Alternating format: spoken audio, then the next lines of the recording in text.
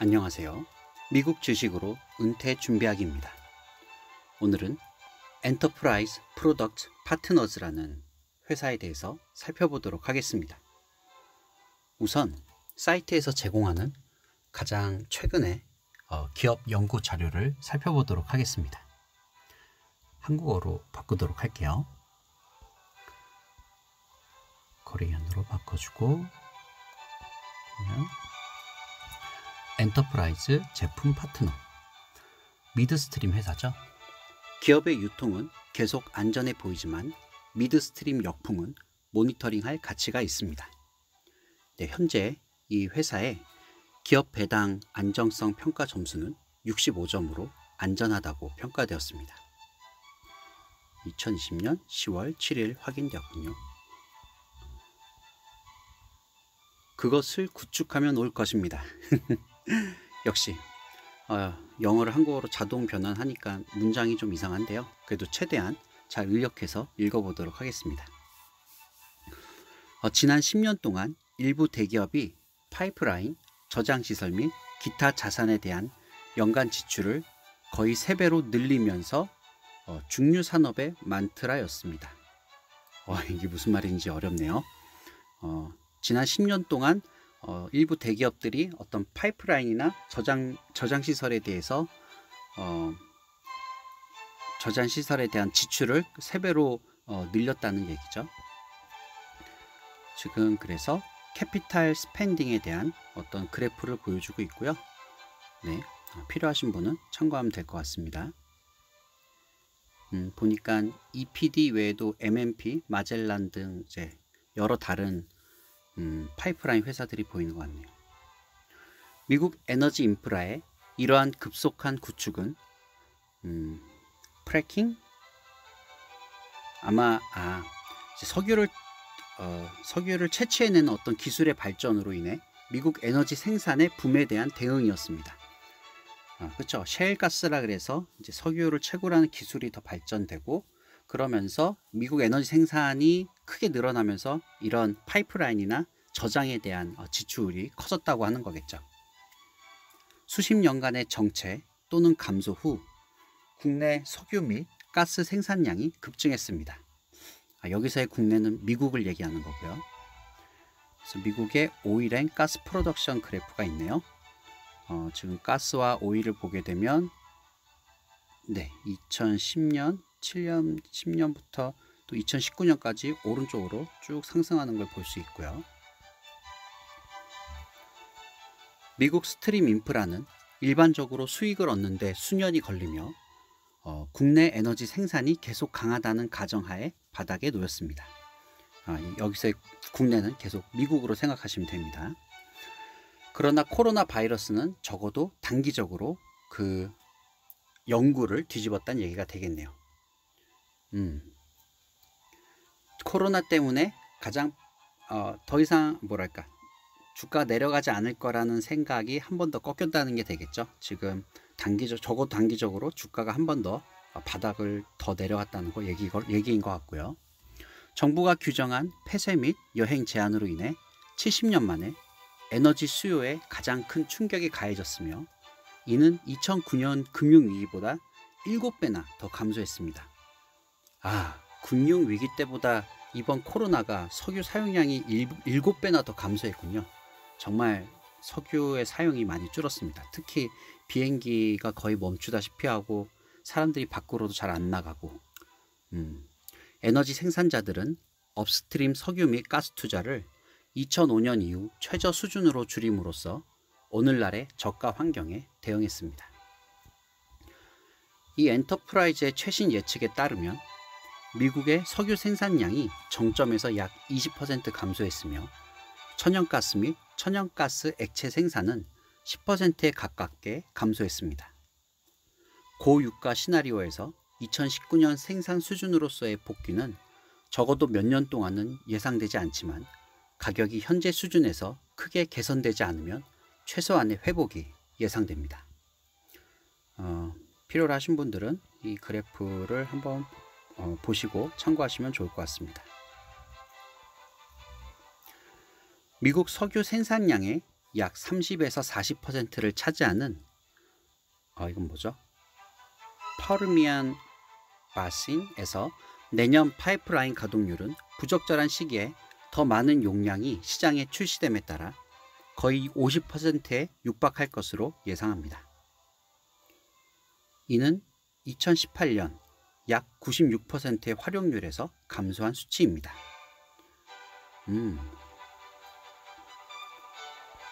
지금 오일이 많이 줄어서 파이프라인의 어떤 활용률이 많이 감소했다는 얘기로 보이네요. 그 말은 즉 수익이 줄었다는 얘기겠죠. 처리량 저하 문제와 거래 상대방 위험 증가에 대응하기 위해 파이프라인 운영자는 최근 고객에게 가파른 할인을 제공하고 대량 인센티브 프로그램을 제공하는 헤드라인을 장식했습니다. 일부 회사는 오늘날 수요 부족을 감안하여 특정 파이프라인 확장 프로젝트를 보류했습니다.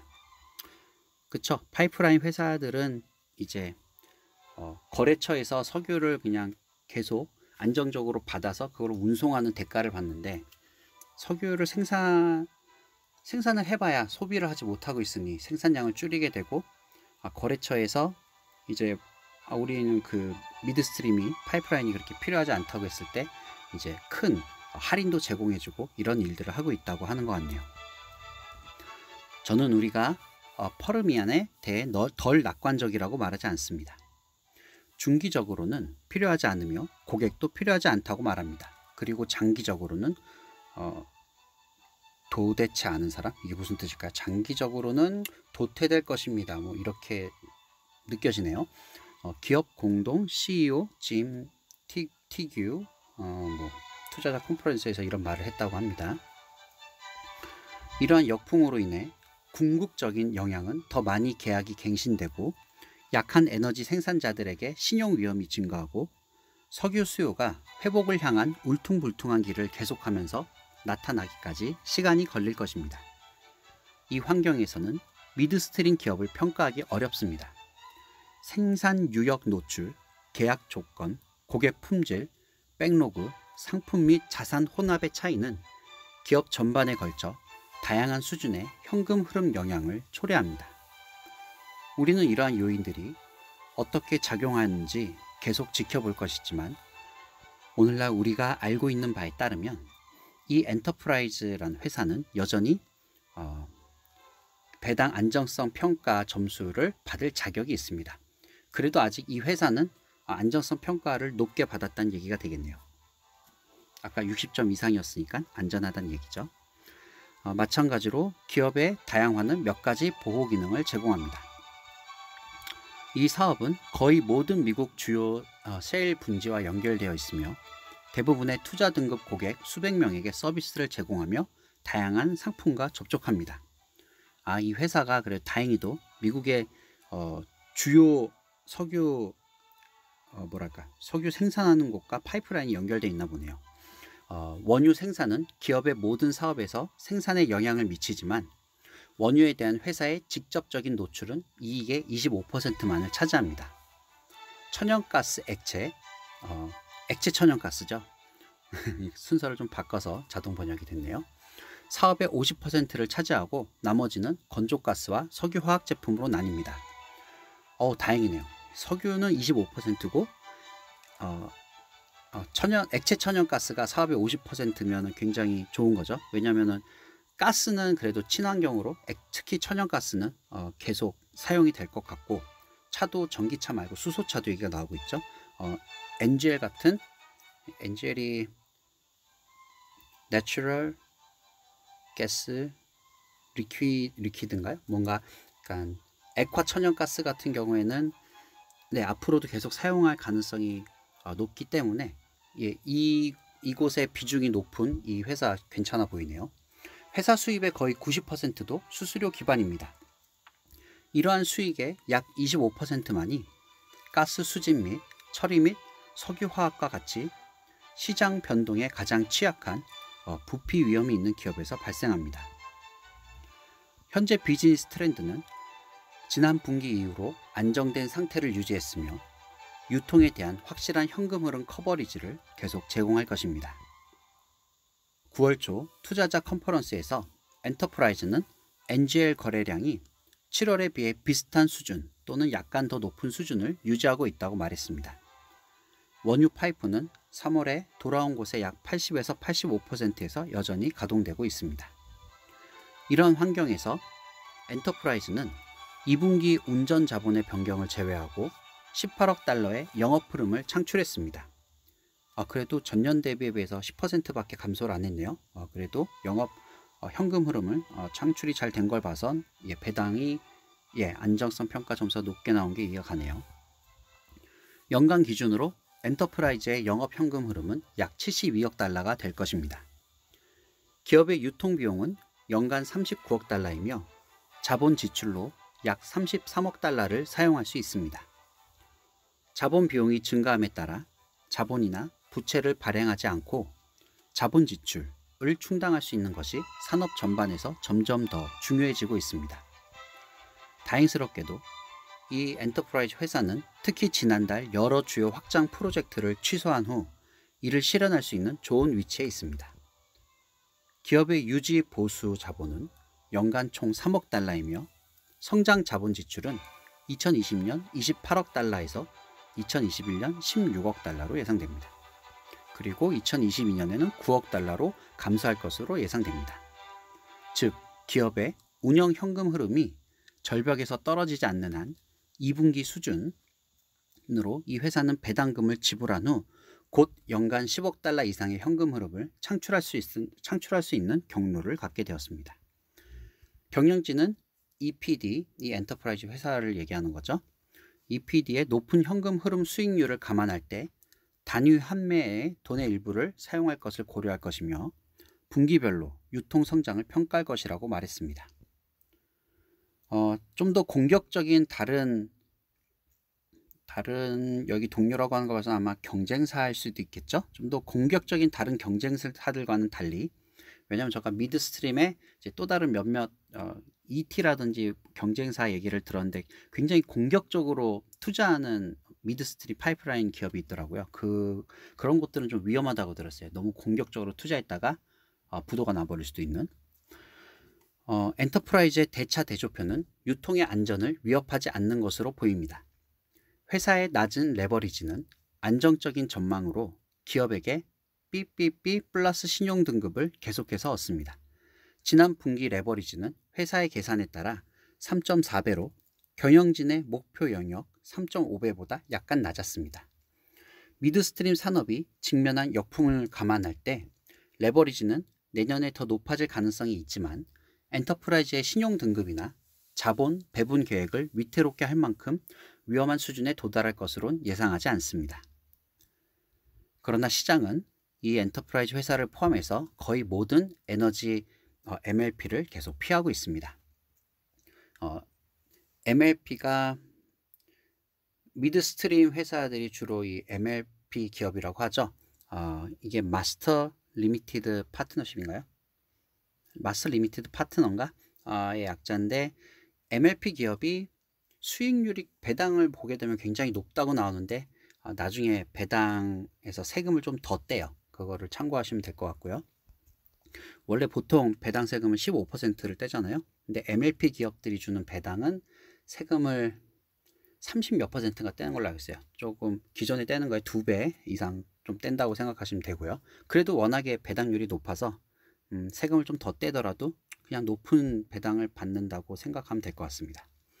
일부 투자자들은 세계의 에너지 전환이 가속화되어 화석 연료에 대한 수요가 예상보다 훨씬 빠르게 감소할 것이라고 우려합니다. 이러한 시나리오에서 중유 산업의 남은 내용 연수는 장기 투자를 하고 대차 대조표에 부채를 싣는 경영진이 예상했던 것보다 훨씬 짧을 수 있습니다. 말이 좀 어색하네요. 계속 읽어볼게요. 우리가 추측해야 한다면 세계의 에너지 믹스는 화석 연료가 핵심 구성 요소로 남아있는 상태에서도 가까운 미래에도 다양하게 유지될 것입니다. 그렇죠? 화석 연료가 완전히 없어지는 거는 당장 짧은 시간은 어려울 것 같고 화석 연료가 계속 쓰이겠죠, 한동안. 자세한 내용은 엑슨모빌에 대한 메모를 참조하십시오. 차후에 이제 엑슨모빌에 대해서 또 기사를 엑슨모빌에 대한 어떤 기업 연구 자료를 볼 때 또 한번 더 자세히 살펴보도록 하죠. 에너지의 미래를 제외하고 일부 투자자들은 MLP가 버려진 자산군이 되어 밸류에이션을 낮출 경우 경영진이 어떤 조치를 취할지 궁금해합니다. 가장 확실한 옵션은 회사를 사적화하거나 법인으로 전환하는 것입니다. 엔터프라이즈는 이전에 세금 결과 및 분배 감소의 가능성을 고려하여 검토하였습니다. 7월 말 현재 이 엔터프라이즈는 MLP 구조로 예쁜 콘텐츠라고 말했습니다. 미국의 적자를 돕기 위해 소득 세율이 잠재적으로 높아짐에 따라 경영진은 MLP 대기업 분석을 보는데 시간을 소비하지 않았다고 말했습니다. 그럼에도 불구하고 단위 보유자는 MLP 산업이 직면한 고유한 위험과 석유 및 가스에 대한 장기적인 수요 궤적에 익숙해져야 합니다. MLP 산업에 대해서 계속 나오는데 이게 약간 미드스트림처럼 어떤 인프라에 좀 막대한 돈을 투자해야 되는 회사들이 나라에서 이제 MLP 기업이라고 해주고 세금에 대한 어떤 혜택을 준 걸로 알고 있어요. 그래서 세금을 좀 덜 내도 되지만 그 세금 덜 낸 게 이제 주주들이 배당받을 때 그때 세금을 좀 더 떼가는 게 되는 거고요. 우리는 이러한 요소를 계속 모니터링 할 것이지만 엔터프라이즈의 배포는 가까운 미래에도 계속 이어질 것입니다. 실제로 엔터프라이즈는 10월 7일 다음 분기별 배포를 선언했으며 지불금은 그대로 유지했습니다. 최근까지 배당금에 대해서는 삭감 없이 그대로 유지하기로 결정을 했네요. 그러면 이제 배당 관련해서 중요한 지표들을 살펴보도록 하죠. 티커는 EPD고요. 에너지 섹터에 들어있고요. 그리고 오일 앤 가스 스토리지 앤 트랜스포테이션, 오일과 가스의 파이프라인 산업이라고 적혀 있네요. 엔터프라이즈 프로덕트 파트너스, 디비든 일드 배당률은 현재 10.45%고요. 굉장히 높죠. 그 다음에 배당 안정성은 65%로 되게 이 정도면 안전한 점수로 보입니다. 그 다음에 디비든 그로스, 배당금 증가는 작년에 비해서 2% 정도 성장했고요. 가격은 계속 바뀌지만 현재 17달러 정도에 거래되고 있고 시가총액은 37조입니다. 그리고 베타는 1.03이니까 평균 정도라고 하는데 이 정도면 안정적이네요. 1점대면 안정적이라고 봐지고요. 베타는 어떤 변동성이요. 주가가 굉장히 안정적이고 마이쉐어 부분은 예전에 얘기했던 샘플 포트폴리오에서 이 회사가 차지하는 비중에 대한 정보들을 보여주고요. 디비든 세이프티는 이미 얘기했죠. 지금 이 안정성 평가 점수가 2020년 10월 7일 날 다시 한번 확인됐다고 하네요. 그리고 조금 전에 지금 이 회사에 대한 가장 최근에 기업 연구 자료를 읽은 거고요. 제일 위에 있는 내용이고요. 그다음 중요 매트릭스, 중요 지표들을 보게 되면 페이아웃 레이티오는 배당 성향은 61%, MLP 기업 중에서는 굉장히 낮은 편이라고 하네요. 굉장히 안정적이고 좋네요. 65 미만이면 좋다고 보면 됩니다. 그 다음 앞으로도 65%를 유지할 걸로 보이네요. 그리고 에비타에 따른 부채 비율은 3.7이고요. MLP 중에서는 부채가 되게 작은 편이라고 하고요. 일단 캐피탈에 비해서도 부채 비율이 53%고 이거는 MLP 중에서 약간 높은 편이라고 하네요. 디비든 스트릭은 어떤 지금까지의 배당의 역사는 21년 동안 한 번도 줄이지 않고 계속 이어왔다고 하네요. 그 다음에 2007년에서 9년 금융위기 때도 배당을 증가시켰군요. 정말 배당에 있어서는 꽤 오랜 시간 꾸준히 잘 주는 회사인 것 같습니다. 디비든 그로스를 보면 배당금이 어떻게 성장했는지 보면 작년에 2%로 조금 성장했고요. 5년 동안 4%, 20년 동안 7%. 이 얘기는 과거 옛날에는 이제 좀 높은 퍼센트로 올려주다가 이제 배당금이 좀 높아지면서 이 퍼센트를 조금씩 줄여 나가는 것 같죠. 그리고 디비든 그로스트릭 지금 보면 21년 동안 한 번도 배당을 끊기지 않고 지급을 했고요. 지급한 것뿐 아니라 21년 동안 꾸준히 한 번도 끊기지 않고 증가를 시켜줬고요. 그 다음에 또 21년 동안 한 번도 줄인 적이 없고요. 21년간의 배당금을 꾸준히 지불한 역사를 갖고 있습니다. 이 회사 같은 경우는 분기별로 배당을 지불하고요. 그다음 February, May, August, November니까 2월, 5월, 8월, 11월에 배당금을 지급해 줍니다. 마지막으로 이 회사에 대한 밸류에이션을 한번 볼까요? 지난 5년간 6.25% 배당률이었는데 지금 현재 코로나 사태로 인해서 10%의 배당률로 올라가게 됐죠. 그래서 투자를 하기 원하시는 분들에게는 굉장히 좋은 기회라고 얘기를 하고 있네요. 그 다음에 PER 같은 경우에 지난 5년간 11이었는데 지금 6으로 내려갔고요. 예, 그래서 투자하는 사람에게 있어서 특히 배당률이 지금 굉장히 올라가 있어서 매력이 있는 주식입니다. 그럼 우리 모두 돈으로부터 자유로워지길 기도합니다.